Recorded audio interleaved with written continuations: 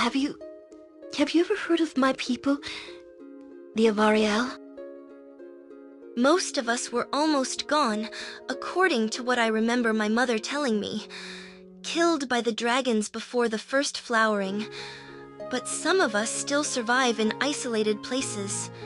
My own people live high in the mountains to the far south, in a place called Fena Dale, separated from contact with others. It was a grand and majestic place.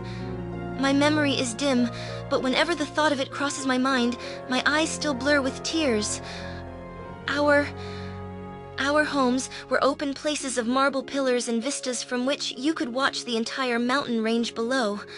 There was no place you could not spread your wings. We cherished the wind and the rains. We breathed in life and lived in peace with each other. There were distinct societies among us, as I remember. There were great aerial warriors who defended us, possessing glass weapons that radiated in the sunlight. And my own class pursued art and knowledge, building the great buildings and filling them with glorious wonders. It was... I am sorry, I can speak of it no longer. I am suddenly homesick, as silly as that seems. I miss so much. It makes me ache. I suppose I must seem very foolish to you.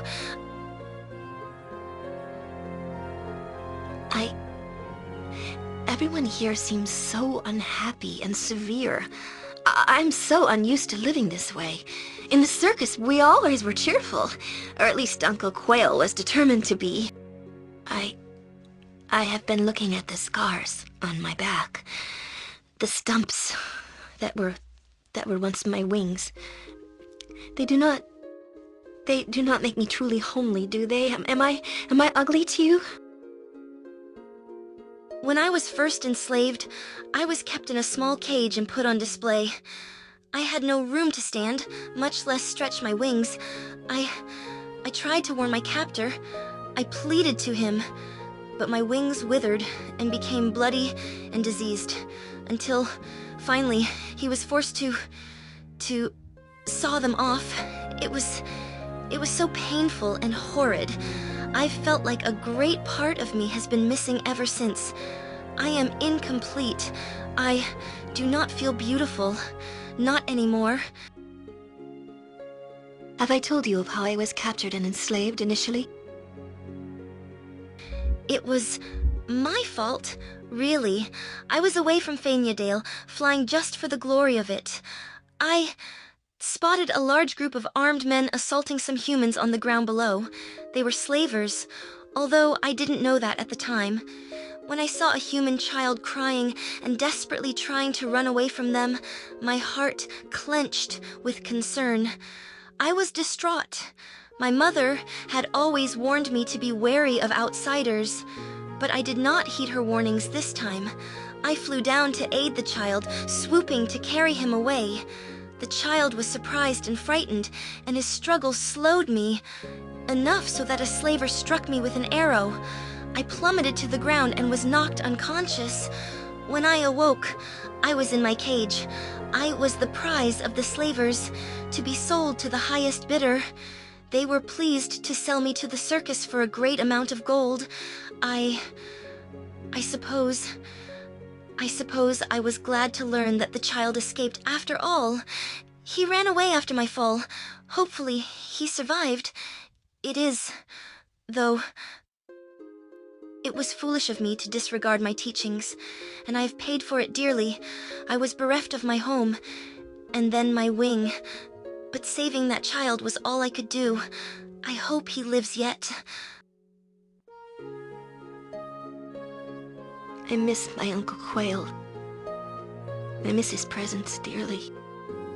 Quail befriended me when I was caged.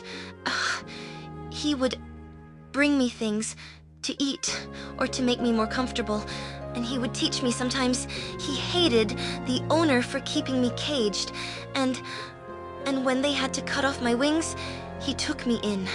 He taught me all he knew and gave me my faith in Bervin Wild Wanderer. I was happy. Of a sort.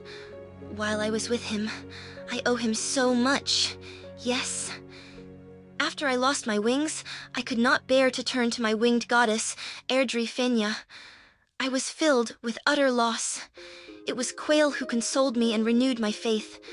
Bervan is called the Masked Leaf. He is the gnomish god of nature.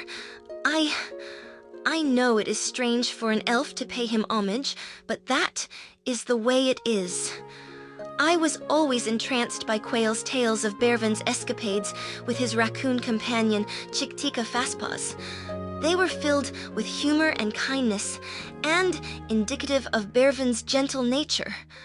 Bervan brought me my faith back. He gave me peace when I needed it most, and I shall always pay him homage in my heart. Is that so strange? I think it is a little odd, but then I am a flightless girl lost in a strange world. I will take what comfort I can get.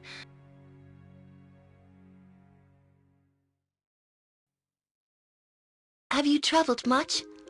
I have been over much of Am and Tethir with the circus, although it was not always the most pleasant way to voyage. I have not been that far north. The circus mainly made its way around Amn and further south. I've been to Eshporta and Muran, among other places. But people are all the same. They gawked at me when I was caged, pointed, and were cruel. Once I was out of my cage, the people were no kinder. If it were not for Quail, I could not have stood it. I think I am glad, finally, to be traveling away from the staring and jeering crowds. I am away from prying eyes, voyaging freely, on the ground, at least, and I am glad to be traveling with you.